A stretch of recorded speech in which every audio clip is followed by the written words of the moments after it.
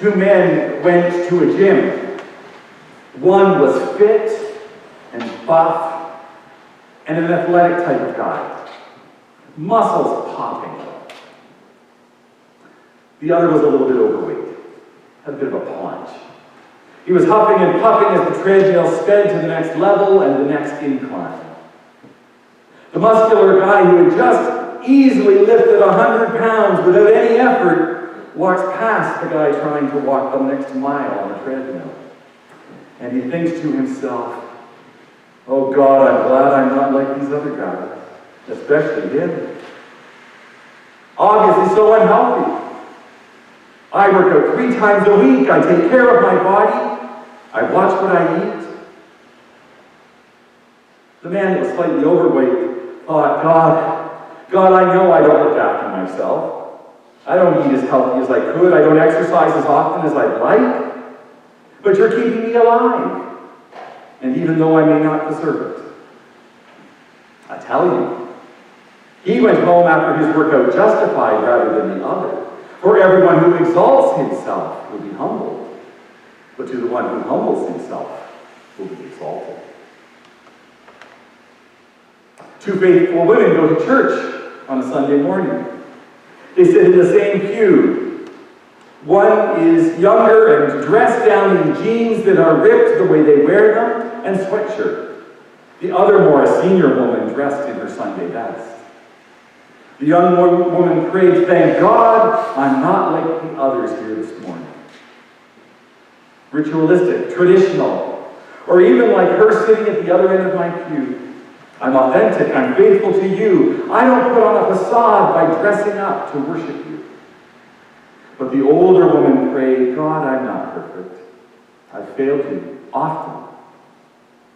In your love, have mercy on me, a sinner." I tell you, this woman left church that Sunday justified rather than the other. Because everyone who exalts themselves will be humbled, and the one who humbles himself will be exalted. So do we get the point?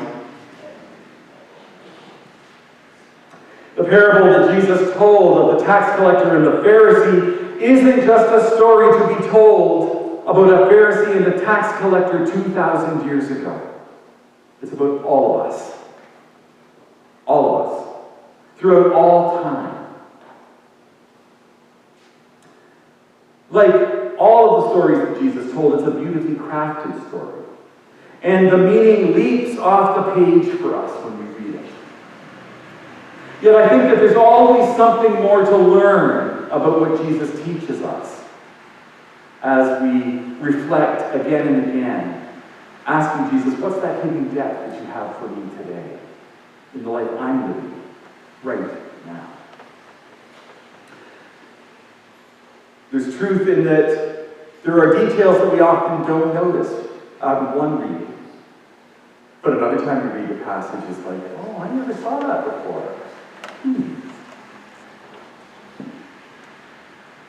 It's helpful if we use our imaginations.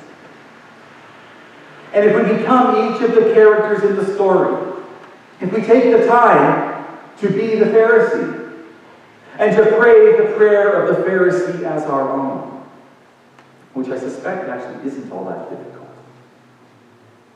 And then to become the tax collector, and pray the prayer of the tax collector, which might be a little harder for us to do.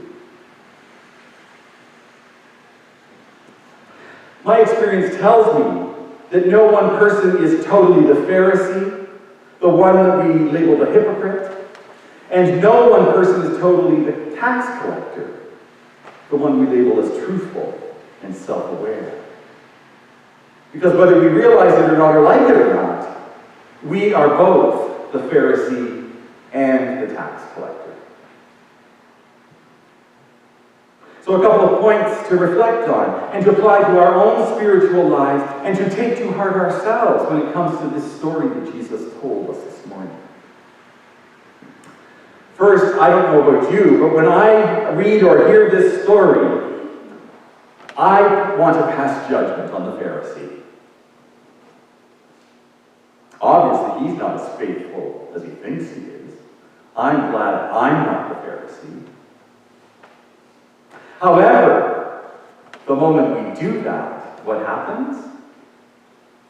We become the Pharisee. Why? Because we've judged the Pharisee, and we've thought ourselves as better than the Pharisee. We become guilty of the same self-righteousness. Thank God I'm not like him. When in fact we've become him. You see, because of who he was, Jesus was empowered to say something about the Pharisee and his life and his prayers and his spirituality and the way he prayed. But we as human beings, I like to think of us, we're colleagues of the Pharisee because of our human nature and our human condition. And so we're not given the luxury to judge him. And yet we do, don't we? So to begin with, we need to remember it is not our place to judge the faithfulness of the Pharisee or his prayers. Because we too stand equally in judgment ourselves. But we can learn something from the Pharisee that we can apply to ourselves and our own faithfulness as disciples of Jesus. Second point to reflect on is, there is no doubt, the Pharisee was faithful in his spiritual rhythm. He was faithful. He fasted twice a week. He tithed on all of his income. And that's what in his day was required in order to be faithful, to go to the temple, to pray at the temple, to fast, and to tithe. So he was faithful to his understanding of what it meant to be a child of God in a relationship with God. In the story that Jesus told, the Pharisee's faithfulness is never in question because he was pious.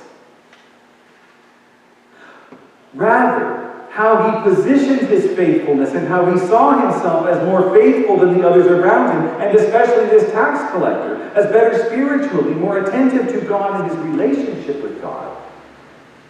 That's what Jesus was calling him on. That's what Jesus was judging him on. The Pharisee prayed, "Oh God, I thank you that I'm not like other people, robbers, crooks, adulterers, and heaven forbid I'm not like this tax collector." What was he doing? He was elevating himself. He was feeling justifiably puffed up as he raised himself up. And at the same time, what did he do? He put others around him down, and especially their faithfulness and their prayers. We need to remember why Jesus told the parable in the first place. Luke tells us in the first line of our gospel reading. Jesus told the next story to some who were complacently pleased with themselves over their moral performance and who looked down their noses at the common people. And that's exactly how the Pharisee would have regarded the tax collector.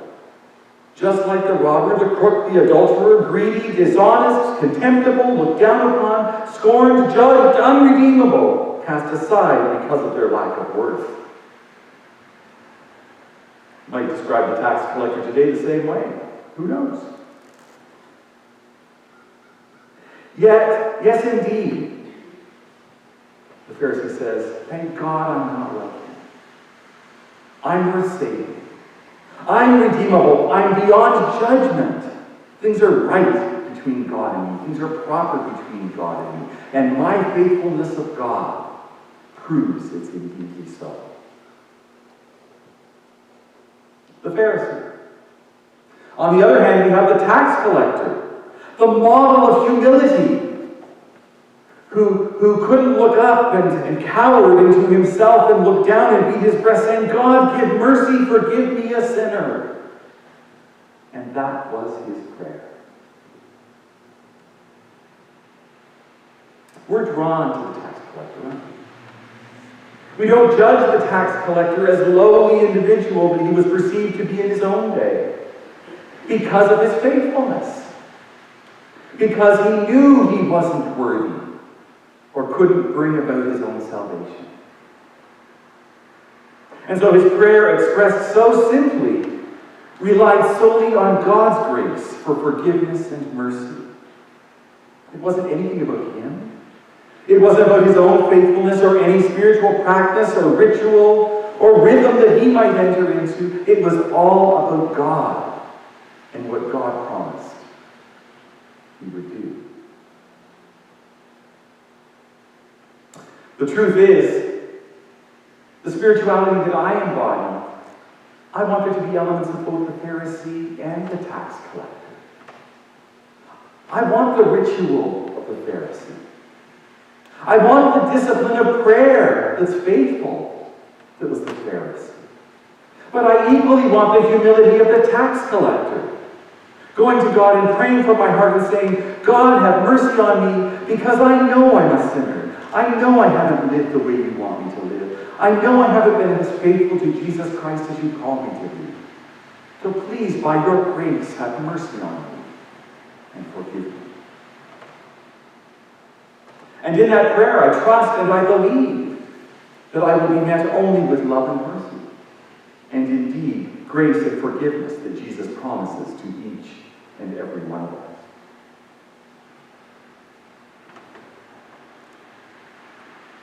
How many of you have heard of a prayer that's called the Jesus Prayer? Not the Lord's Prayer, the Jesus Prayer. Don't quote me on it, but it was written centuries ago through the Eastern and Orthodox churches, and is still very much part of the Orthodox tradition. And not just the Orthodox tradition, it's equally part of many faithful Christians' prayer life. Because the Jesus Prayer is very, very simple. And it's very, very straightforward.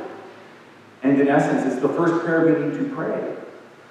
In some cases, the only prayer we need to pray. Because it puts us in a frame of mind, in a frame of spirit, that brings us closer to God and acknowledges without any doubt that we stand before God always in need of the mercy that God can offer us, claiming nothing in and of ourselves, except that it is by God's grace and only God's grace that we are saved. So the Jesus Prayer is a mantra, sometimes said over and over again for upwards of 5 or 10 minutes. This one simple phrase that focuses our minds, focuses our spirits on our need for forgiveness, that is only truly received out of our relationship with God. And this is the prayer, the Jesus Prayer. Jesus Christ, Son of God, have mercy on me, a sinner. Jesus Christ, Son of God, have mercy on me, a sinner. Say that with me. Jesus Christ, Son of God, have mercy on me, a sinner. Jesus Christ, Son of God, have mercy on me, a sinner. Jesus Christ, Son of God, have mercy on me, a sinner. One more time. Jesus Christ, Son of God, have mercy on me, a sinner. Maybe we'll remember that as we go home today, and maybe we'll use it in our own prayer life to focus ourselves and to remember who we are as the body of Christ and in need of God's gift of forgiveness. We are a confessional church. We are a church for which the confession is an integral part of our life together. In our liturgies, you will notice there is always some form of confession, whether it's in the prayers of the people or the general confession that gets prayed together. And something to remember, when we pray that general confession, that is not an individual confession.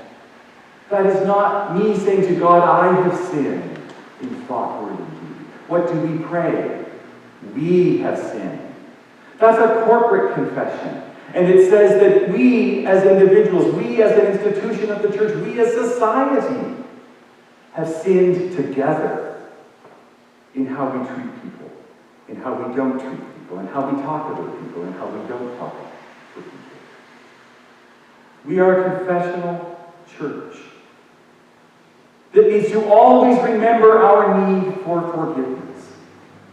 How many of you know that the Anglican Church has one of its sacraments, the sacrament of confession? We do. We think of the Roman Catholic Church that has the little booth at the back. The priest on one side, the confessor on the other side. And hearing of confessions. We have that within the Anglican Church. And some Anglican churches do actually have confession boxes.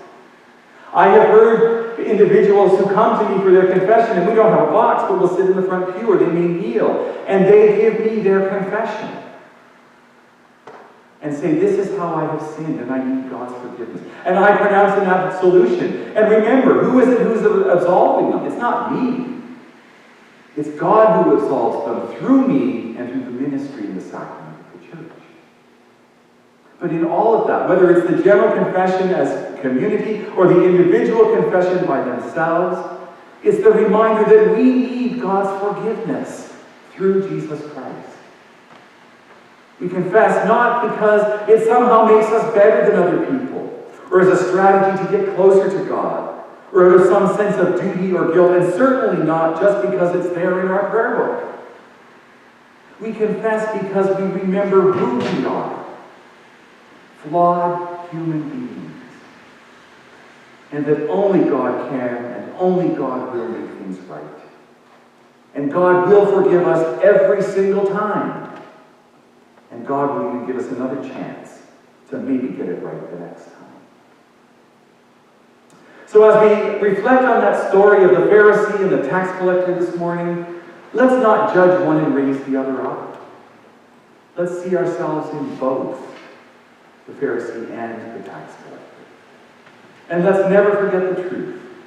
Let's never forget and take for God's forgiveness for granted. May we never lord it over other people or think of ourselves as better than other people because we have been forgiven. But may we always come to God first and foremost, humbly and with gratitude, praying from our hearts. God, have mercy on me, a sinner. God, have mercy on us, a group of sinners.